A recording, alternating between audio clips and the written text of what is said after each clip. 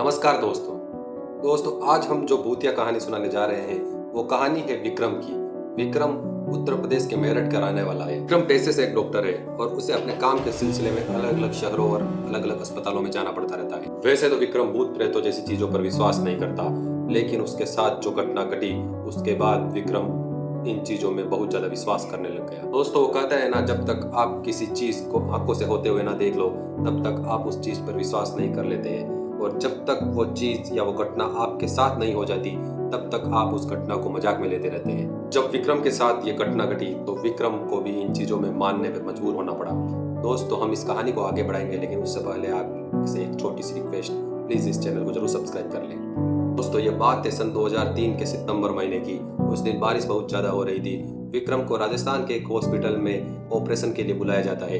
विक्रम उस दिन रात को 2:30 बजे राजस्थान पहुंचता है। उसके हॉस्पिटल पहुंचने पर विक्रम को पता चलता है कि ऑपरेशन तो दोपहर के 2 बजे होने वाला है। तो विक्रम अस्पताल के कैंटीन में जाकर बैठ जाता है और अपने लिए कॉफी मशीन से कॉफी ले लेता है। उस समय कैंटीन के अंदर कोई आदमी मौजूद नहीं होता है और विक्रम अकेला उस पूरे कैंटीन में होता है। विक्रम अपनी कॉफी लेकर एक चेयर पर बैठ गया। लगभग 3 बजे होंगे तभी विक्रम को एहसास हुआ कि उसके पीछे कोई है, लेकिन जब विक्रम ने पीछे मुड़कर देखा तो वहां पर कोई नहीं था। तो विक्रम ने फिर से अपनी कॉफी पीने पर ध्यान दिया।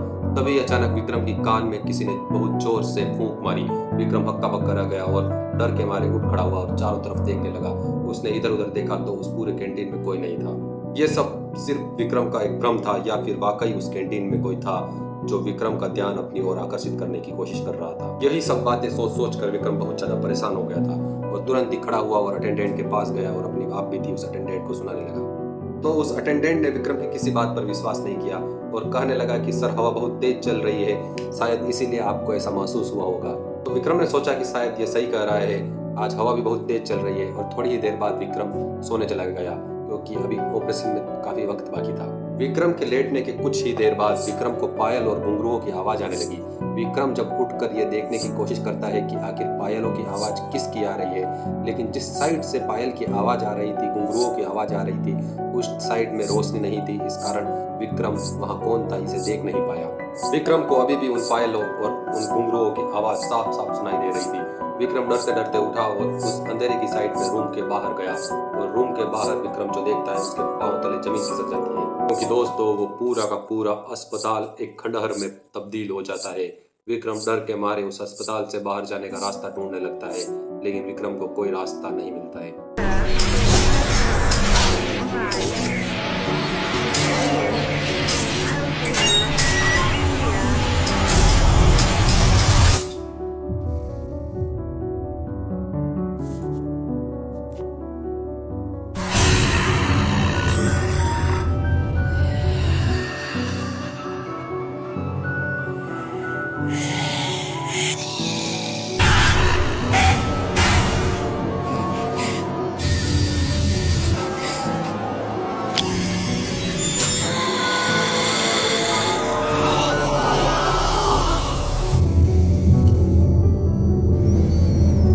तभी विक्रम को कुछ लोगों की आवाजें सुनाई दी। तो विक्रम की जान में जान आई कि चलो, मैं अकेला नहीं हूँ, इस अस्पताल में कोई और भी है। उन आवाजों को पीछा करते करते विक्रम फर्स्ट फ्लोर पर पहुंच जाता है। फर्स्ट फ्लोर पर पहुंचने पर विक्रम ने पाया कि वहां एक भीतर रूम से कुछ लोगों की बातें करने की आवाजें आ रही है और इन लोगों की बातें करने से लग रहा था कि उस रूम में 20 से 25 लोग बैठकर बातें कर रहे हैं। जैसे ही विक्रम उस रूम के भीतर पहुंचता है वो लोग एकदम शांत हो जाते हैं और विक्रम की तरफ देखने और मुड़ने लगते हैं और उस रूम में हवा चलना एकदम बंद हो जाती है। और कुछ ही देर बाद उस रूम के अंदर से फिर से एक भयानक डरावनी हंसी गूंज उठती है। सारे लोग विक्रम को देखकर बहुत बुरी तरह से हंस रहे थे और ये देखकर विक्रम और ज्यादा डर जाता है। इससे पहले कि विक्रम उस रूम से बाहर निकल पाता, रूम का दरवाजा अपने आप बंद हो जाता है। विक्रम डर के मारे जोर जोर से चिल्लाने लगता है और उस दरवाजे को पीटने लगता है और जैसे ही विक्रम पीछे मुड़कर देखता है वो सारे लोग विक्रम के बहुत करीब खड़े होते हैं। तभी अचानक से रूम का दरवाजा खुल जाता है और विक्रम गिरता पड़ता बाहर निकलता है और विक्रम पाता है कि उस रूम के दरवाजे को एक बूढ़ा व्यक्ति खोलता है। तो वो विक्रम उस बूढ़े व्यक्ति के पाँव में गिर जाता है और रोता चिल्लाता बोलता है कि मुझे बचाओ, ये लोग मुझे मार डालेंगे। तो विक्रम को वो बूढ़ा व्यक्ति बोलता है कि बेटा, यहाँ पर कोई दूसरे व्यक्ति नहीं है हम दोनों के अलावा। विक्रम और उस बूढ़े व्यक्ति ने उस रूम में जाकर देखा तो वो रूम पूरी तरह से खाली था, उस रूम में कोई नहीं था।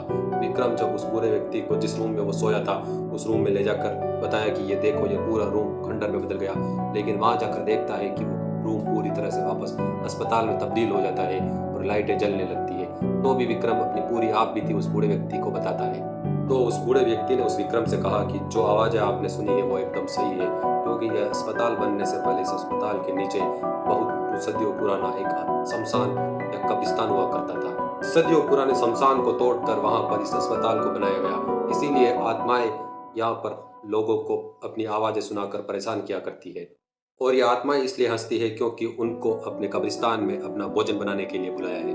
क्योंकि ये अस्पताल की आत्माएं जब भी अपनी आवाज़ें किसी इंसान को सुनाई देती है तो वो हंसते हुए उस रूम के अंदर उस इंसान को बुलाते हैं और अपना शिकार बना लेते हैं और उस इंसान को अपने साथ ले जाते हैं। जैसे तैसे विक्रम उस अस्पताल और उस रूम से निकलकर अपनी कार की तरफ भागा और कार में जाते ही अपनी बीवी को कॉल करके अपनी ऊपर बीती हुई सारी आपबीती सुनाता है। विक्रम ये घटना अपनी बीवी को सुना ही रहा होता है, तभी उसे अपने कार में एक अजीब सा साया दिखाई देने लगता है।